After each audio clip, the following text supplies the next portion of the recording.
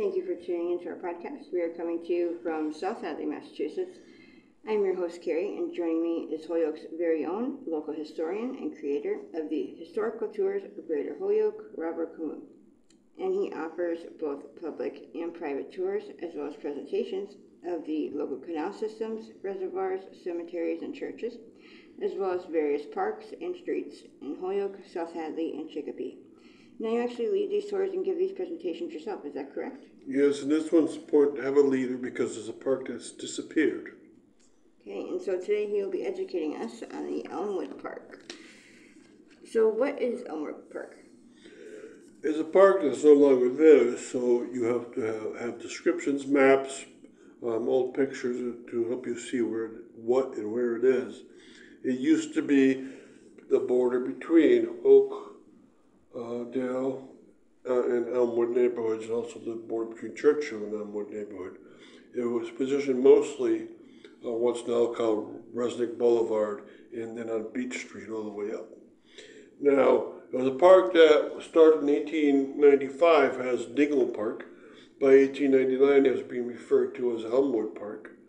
And it happened to have been designed by the Olmsted brothers. They were called in by Holyoke to design many public parks, but also many by residents to design many private establishments.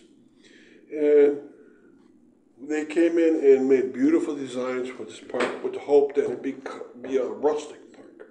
It followed the course of the Day Brook from the intersection of Beach Street and Northampton Street, went into a dingle, and then went through the parking lot of the Holyoke High School area, through Mackenzie Field, and wrapped around to where the football field is. So that's what the Day Brook was. The park was straddling that, and when it became a dingle, the park would have bridges over the brooks.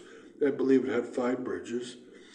So Elmwood Park was a very quaint, beautiful, and long park within Holyoke, but it happened to be dismantled.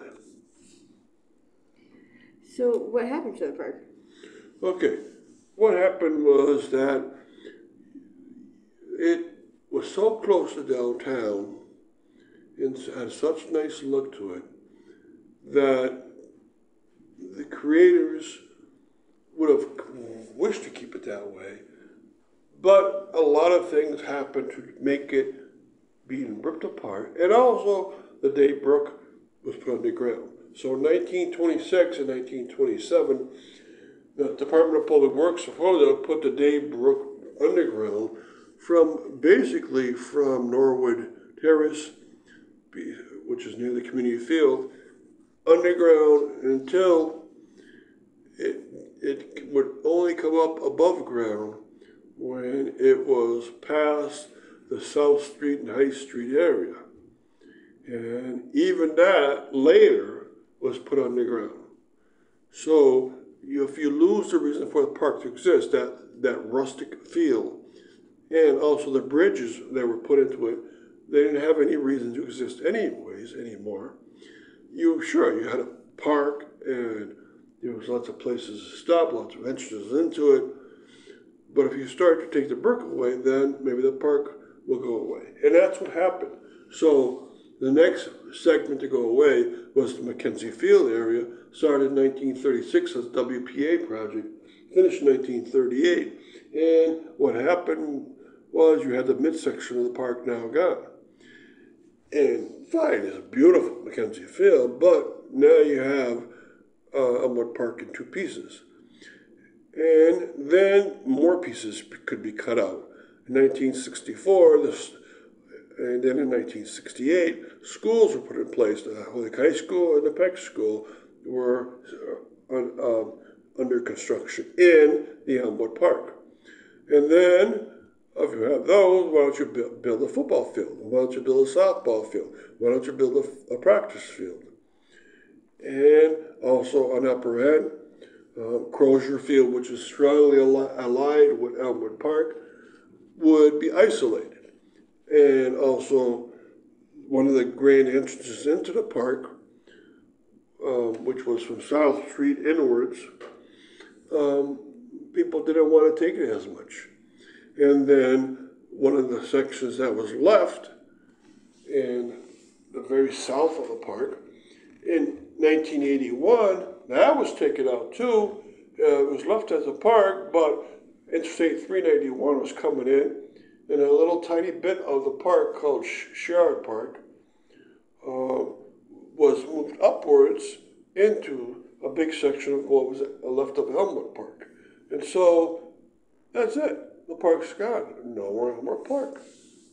So quickly before we continue with the rest of our interview, just to fill our listeners in, if you want to find out more information or want to sign up for any of his various tours, you can check out his website at holyokecanaltour.org. And there he has both videos of the various stops along each tour and also past and present photos of the historical sites throughout as well. And if you're interested in setting up a private tour, you can email him directly at bobcat4214, and they're perfect for fun educational outdoor activities for the whole family or for group parties, especially those special occasions or get-togethers. And they're also good just for getting outdoors for the day. So getting back to our interview, might the park ever be revived? Well, life changes, including buildings change or taken away, fields and plans are changed, people change. So, what could happen? Well, you could have the schools move away someday. Maybe in 100 years there won't be any of those schools. A new Peck school supposedly come into place, but even that will go away. And what if you have more interest in parks 100 years from now? Sure, you might have a new park. This park be revived under its past name or under a new name as it comes up. So life always changes. It's still in parts of the park-like look to it, and the Crozier Field part looks very much in that way, and the Sherrod Park looks very much like the original Elmwood Park did. And so you still have pieces of it still around. And even extensions of past parks, such as Community Field and University Field, might start to extend in the direction of Elmwood Park. So you can have changes happening all the time. And how can research be done on this park?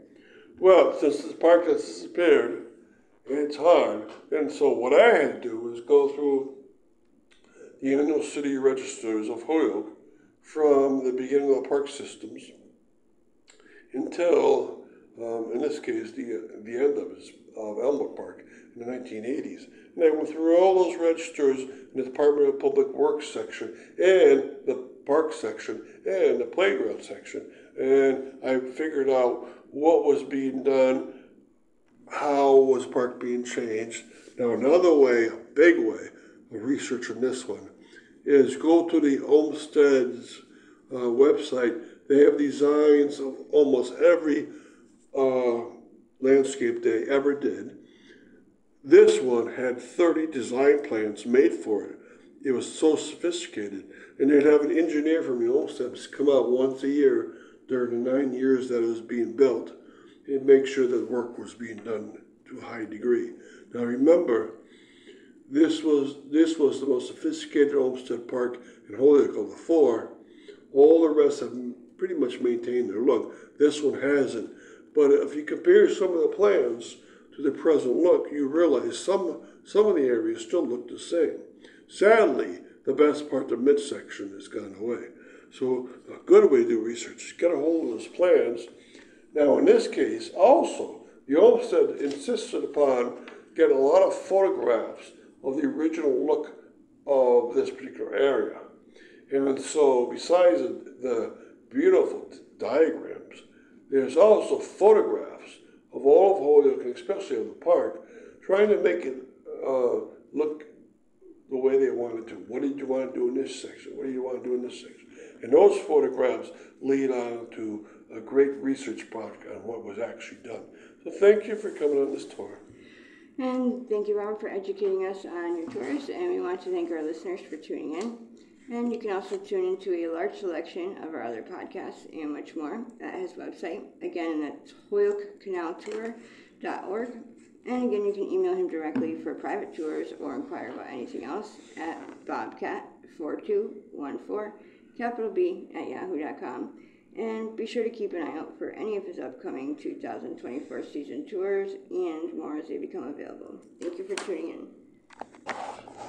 Eastern edge of Elmwood Park, which consists of these three fields: the Roberts Field Sports Complex, the Shard Park, and the Morneau tennis courts. So, tell us the history of these three fields making up the eastern edge of Elmwood. All right.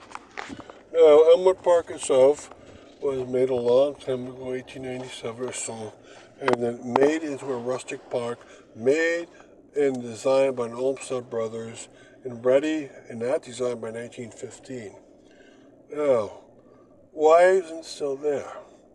Well, it's very sad because it must have been a gorgeous and very unique looking park. But it was such a big place close to downtown, a lot of people around, that it started being carved up for other uses. And carve it up they did. They carved up the western edges into baseball and softball fields. And they carved up the eastern edges into a sports complex with football fields and tennis courts and pools. Why would they do that again? If it's so sad sounding? Well, parks got out of favor of the people, and baseball came into great favor in other sports, and so it was carved up. Now, Roberts Field is under the former name of Alumni Field. And Alumni Field was there since it was dedicated at a game between the Holyoke High School and the Holyoke Catholic High School football teams. And so on November 18th, 1967, at halftime, it was a dedication ceremony because both those schools were using this field for football, and so they dedicated a game between the two. And since that point, it's been used as football. Along the way, though, they changed the name of it from Alumni Field to the Roberts Field. And it's now considered a large sports complex. And if you add in all the baseball fields, too, it's an enormous sports complex. And Shard Park is the only part of Elmwood Park that still looks like the original piece of Elmwood Park. It's name has been changed, and that was because in 1981, when Interstate 391 was coming to town, they had to move a little piece of a park, which is called Shard Park, devoted to William Shard, who died in 1944 in Germany during the World War II. And that piece of park was going to be right at where 391 ended. And so they moved his named field upwards to a larger field, which was the remnant of Elmwood Park. And then that was the last of Elmwood Park, 1981. So where Shard Park was a place called Port Park. And beyond that, there was a swimming pool, but that was not Elmwood Park itself. And lastly, the Morneau tennis courts and Holyoke Pool, which are at the base of Roberts Field. They're over a former dump that the Department of Public Works operated in Holyoke. And these two tennis courts, the tennis court system and the pool system, are very well maintained by Holyoke. They keep it up in high shape, and every day they go out and clean the whole place. And so I'm very proud of what they put in here, but that means Elmwood Park had to go along the way. And so what are some of the modern amenities that these fields have that people may enjoy? Okay, so the football place is, of course, with football, soccer. It also has a 400-meter track around it with 8 lanes, so it can be used for championship sports. And the Shard Park has been left alone, and it looks like Elmwood Park used to be, so it doesn't have any amenities, but that's good in this case. And then the tennis courts, I believe they have 3 tennis courts there, and they've been recently done over, so they're in great shape.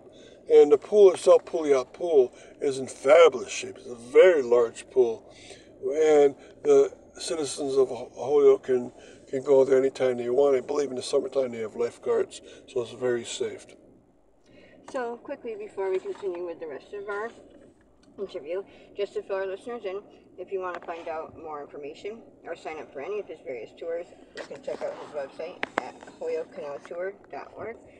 And there he has both videos of the various stops along each tour and also past and present photos of the historical sites throughout as well.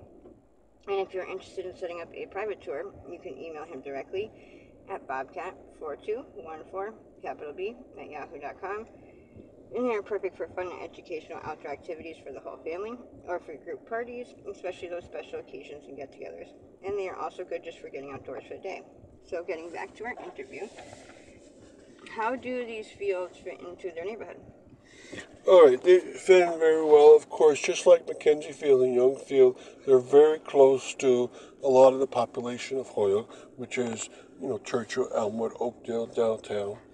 And for that reason, these parks are very close to a lot of people. The Robert Sports Field is off limits most of the time unless people have a reason to be there, since it's a football field track in gorgeous shapes. They're artificial surfaces.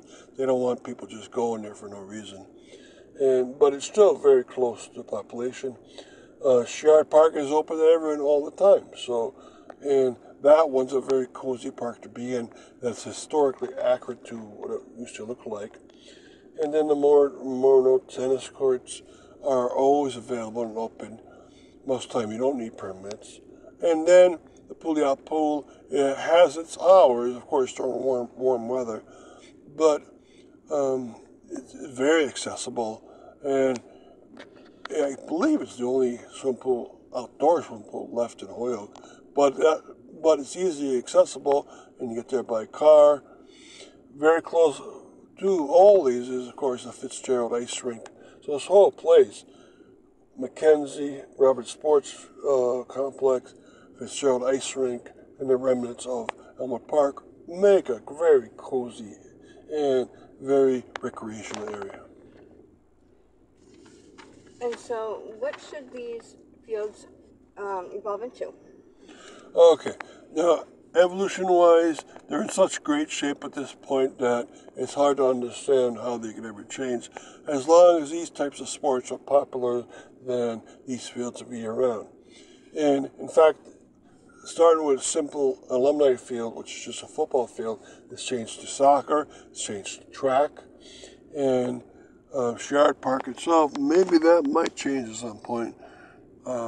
I hope it doesn't, because it's the only remnant of Elmwood Park that still looks the same. And if tennis and swimming are still very popular, then even those two won't change. So this maybe is one place that probably, hopefully, won't change very much with the times. And thank you, Robert, for educating us on your tours. And I want to thank our listeners for tuning in. And you can also tune in to a large selection of our other podcasts and much more at his website. Again, that's holyokecanaltour.org. And again, you can email him directly for private tours or to inquire about anything else. Actually lead these tours and give these presentations yourself, is that correct? Yes, and I gave a nice one around Elmwood Park last year. And so today he'll be educating us on the western edge of Elmwood Park, which consists of these three fields: the John Young Field, Mackenzie Field, and the Peck School Field. So, what is the history of these three fields making up the western edge? All right. Now, the most important one of all is the Mackenzie Field, and the reason why is because it was the first piece taken out of the old Elmwood Park. It was made because people wanted a large baseball field in the middle of this park because it was closer downtown. People could get there very quickly, and people loved baseball back in the 1920s and 30s, and so they didn't mind building up this gorgeous field. Now, the field itself was named after John Mackenzie, who was a member of the United States Navy back in World War I, and he has a Medal of Honor in his name. He lived through his heroism and returned to Holyoke and became a restaurant owner. Now, this field was graded to look like a sports field, starting in 1929. Elmwood Park itself was named that very early on, and it was a rustic park with a dingles through it. But it was changed over in this midsection, graded 1929, 1930. They put in fields, including 2 baseball fields, 2 football fields in this area. But they started to make it into a sports complex in 1932. And when that was done, they thought they were done. But during the middle of the Depression, the WPA, Works Progress Administration, was started up, and they had that group build up Mackenzie Stadium, which is still there, and they made it such that it was a gorgeous baseball field. And they also had the ability to make it in a football field. And they also had the ability in the winter to ice it down and have large ice skating rink in the middle, which had spectacular figure skating competitions and speed skating competitions. And so this was a very popular part of Holyoke. Now, along the way, it's developed a little bit more, and it's expanded outwards. And what's happened along the way is that you ended up getting the John Young Field, which was a softball field portion of this Mackenzie Field area along Beach Street. It was originally called the Renlet parcel, purchased in 1908 by the city to add to this gorgeous Elmwood Park. And they changed it over into a softball field very soon thereafter, 1953 and 4. And it became so popular that it had lights added to it, just like Mackenzie Field had lights added to it. Now, one of the largest advocates of softball in Holyoke, named John Young, was very popular around Holyoke, and he had a field named after him in 1986. And last piece, Mackenzie Field, that old school rests upon an old field. Then the section near is a triangle that was a big entrance for Elmwood Park, and he made that into a baseball field that the Peck School could use itself. So this whole area has been changed in the middle of Elmwood Park into many baseball and softball fields. So what are some of the modern amenities in these fields that people might enjoy? All right, they all have baseball and softball fields. They have dugouts, and the Mackenzie Field itself during games will have food stations. The Peck's Diamond is very simple. It's mostly used by people associated with the school. So the amenities are gorgeous, and the softball field itself is heavily used. It's constantly being used. On all fields, of course, you need a permit if you have a regulation game. Getting back to our interview, how do these fields fit into their neighborhood? All right, Elmwood Park itself fit in very well. It divided up the Oakdale neighborhood, Churchill neighborhood, and Elmwood neighborhood. And it still does, and it has fields that are heavily used, of course. The ones that are smaller, the softball field and the one near Peck School, are heavily used by youngsters. The Mackenzie Field, of course, is off limits for public use. It's used by the high school, used by the Blue Sox also. So being close to downtown makes these parks fit in very well. And I'm glad of that, because Elmwood Park, when it was truly just one park, was very heavily used, and it was made to have easy access, and still does. Now, what should these fields evolve into? All right. I could foresee that Mackenzie Field will probably stay there, because baseball is still popular, and it's still a gorgeous field, and along the way has been used by a minor league team, by high school teams, and it's still used by a college-based summer team. And it probably will get that use, because there's enough population around, and it's such a gorgeous field that it deserves that. Now, if they keep up on these softball fields, I could see that even 100 years from now, they're still going to be using the John Young Field as a softball field. Now, the Peck School, we know very well, is going to change very quickly because Peck School is being taken down. A brand new one is being put up. And so the athletic fields around that area are going to have lots of changes, lots of different walkways and parking lot arrangement. There's still going to be a field there, but at this point, I don't know where it's going to be. So that's in line for enormous changes. So thank you, Robert, for educating us on your tours, and we want to thank our listeners for tuning in. And you can also tune into a large selection of our other podcasts and much more at his website, which again, that's holyokecanaltour.org. And again, you can email him directly for private tours or to inquire about anything else at bobcat4214, and be sure to keep an eye out for his upcoming 2024 season tours and more as they become available. Thank you for tuning in.